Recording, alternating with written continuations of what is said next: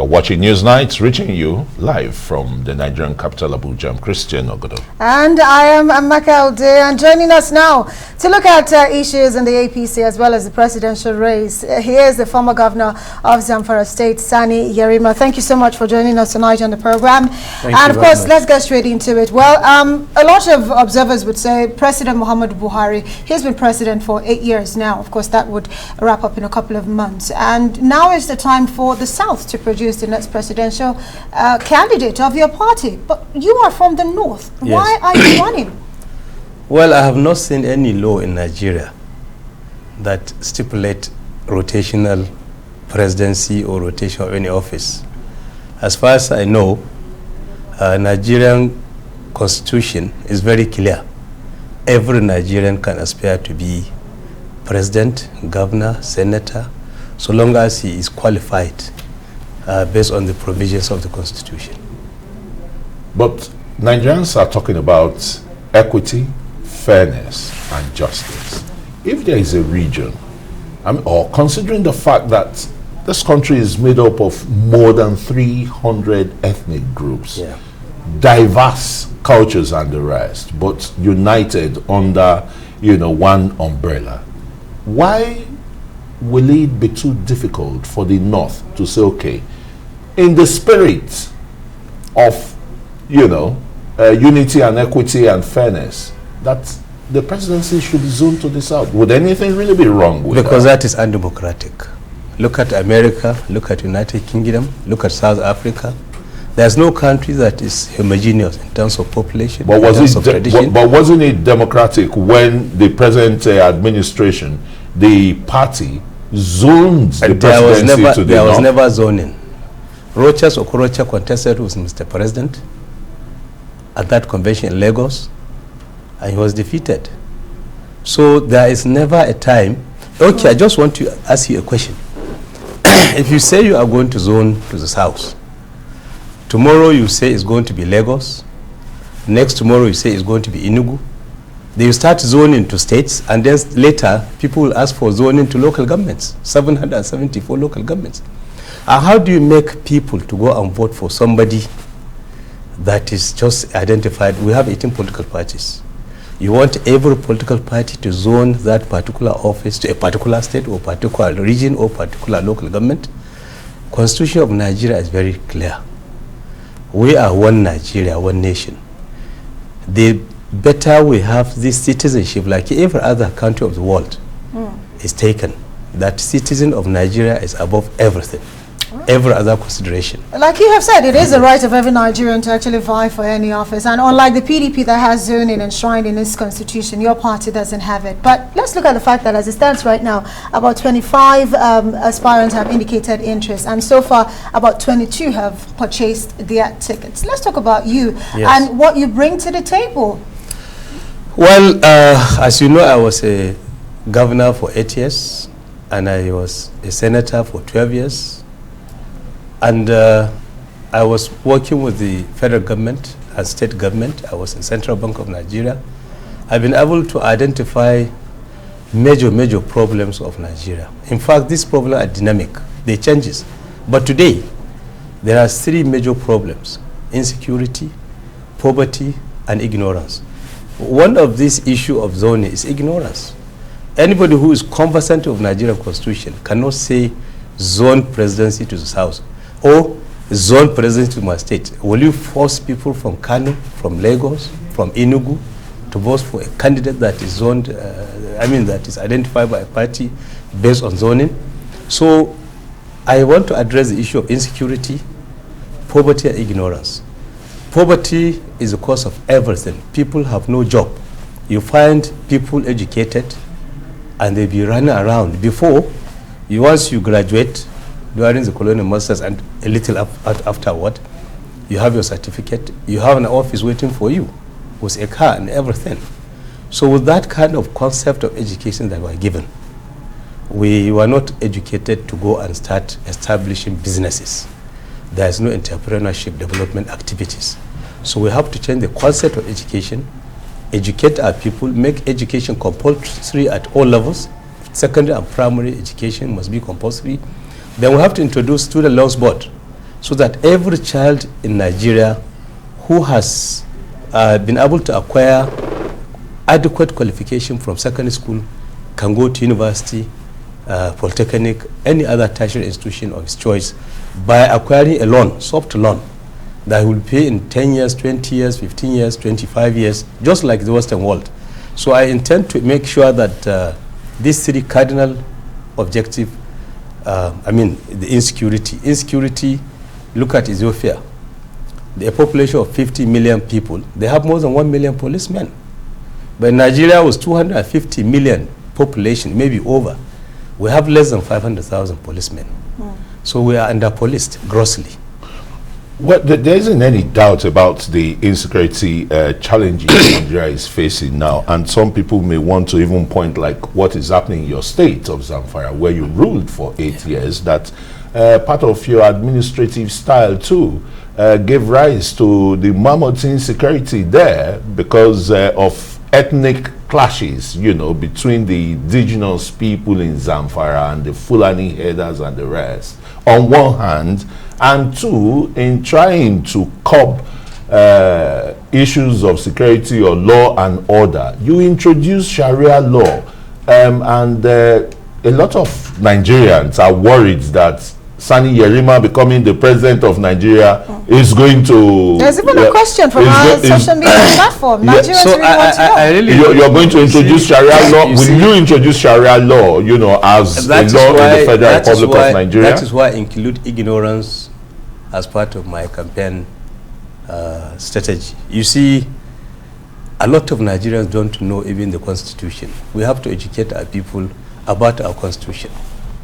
The Constitution of Nigeria, Section 38, has given every Nigerian, Muslim or Christian, or even animist, freedom of his religion. Freedom to either worship alone or in community with others, in public or in private, including to change your religion if you want. And the same Constitution also make provision, ample and adequate provision for Sharia. The only thing that is not in our Constitution is our issue of apostasy. That is why Section 38 has given every Nigerian the right to not only choose his religion and practice his religion, but to even change his religion if he wants. So Sharia has been in existence from independence, and the only thing I did was to expand the scope to allow Muslims to have total freedom of religion, total and absolute freedom of religion, without hindering or affecting the freedom of other non-Muslims. The Christians in Nigeria, let me tell you today, last time just on Friday, when I launched my campaign, when I got my form, the chairperson, Christian Association of Nigeria, Mrs. Esther, was there, 19 Northern States and Abuja. The chairperson asked her, Lami Mese, was there. Because the Christians in Zamfara today are one of my major strengths because of the justice, equity, and fairness that is embodied in the Sharia implementation in Zamfara. Every Christian had right to do his religion. In fact, the thing that has never been done in any state of the North was that I gave them certificate of occupancy for their churches. I even paid for them to go to Jerusalem for their Christian pilgrimage. And they were never forced or asked to go to Sharia court. But your implementation of Sharia in Zamfara then, when you introduced these were some of the words of former President Olusegun Obasanjo, that it will fizzle out. And he wasn't going to, you know, challenge it. And before you knew, it fizzled out. No, you only had only one amputee. I was the one that told him that give me time. All these whoos and cries will fizzle out. Because the Christian will now see the Sharia will be in place, and they have nothing to do about it. The Sharia court, in fact, the same president took the Hizbah commission established by Kano State government, then under Ibrahim Shekarau, to court. And the Supreme Court established that establishment of Hizbah is constitutional. Right. So what he was referring to was that the whoos and cries about Sharia will fizzle out because it will not hinder on religious rights, right and freedom of any non-Muslim. Right. Is that the reason why I see that, you said you're going to appoint ministers for Muslim affairs and Christian affairs if you are elected president. But the question is, Yes. I know that you did meet with President Muhammadu Buhari before you picked up your form. And you, when you spoke to State House correspondent, said he had given you a nod of approval to go ahead. And there's that story about the fact that the president might have a candidate that he supports, although he's keeping it close to his heart. So would you say you are that person that Mr. President... I doesn't know his mind, and I doesn't know his own discussion with other candidates. And he never told me that I'm the only candidate. Number now. Yes, he has never told me that, yes, you are my candidate. But you said you got his approval. But yeah, definitely, every other contestant will say so. You have seen the pictures that came out. You have seen the smiles in his faces. And you can determine what his reaction would have been. Let's quickly look at, as a chartered accountant and a fellow of ICANN, am I right? Yeah, economist. Yeah, economist, yes, and a former CBN banker. Yeah. The economic outlook in Nigeria is, very dull. Not really growing as one would expect. Level of unemployment, the insecurity is hampering a lot of things. Like the agrarian people in the north and the rest, they are not really farming the way.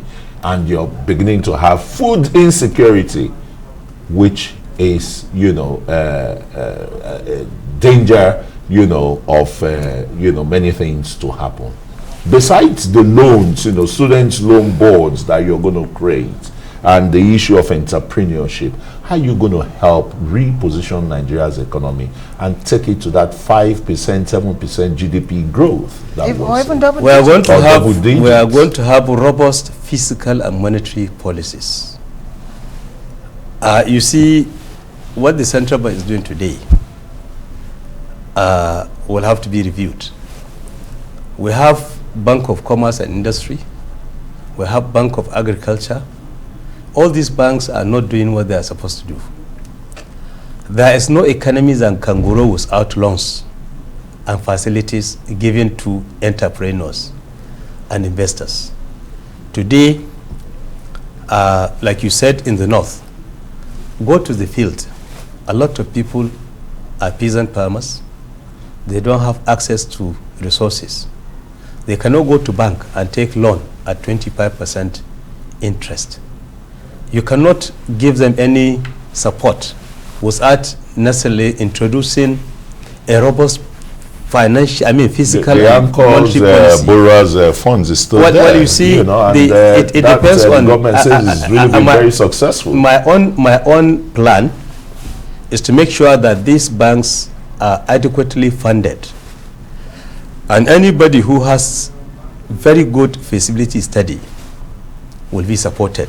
But for agriculture, the first thing one need to do is to make sure that tractors are adequate. Fertilizer, I've just seen in your TV, Dangote has finished his factory of fertilizer. We have to provide adequate fertilizers to farmers. But they need support. If you ask them to go and buy with their resources, they cannot. So we have experts in all these universities, University of Ibadan, University of Lagos, Abuja, Zaria, Kano. All these professors are there, and they are available to support the government with a plan on agriculture. What?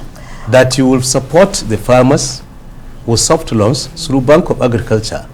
And then we will have put security. All of these plans, they sound really good listening to you talk about it. But you know what? Before all of this can happen, you have to emerge as a candidate of the APC. And looking at the list of contenders you're going up against, what do you think are your chances? And if eventually you do not emerge as the candidate, would you be leaving the APC? No, I'm a loyal party member. I started politicking in 1998 with APP, which transformed to become ANPP and later APC. I've never changed party. I believe that power belongs to God, and He alone gives power.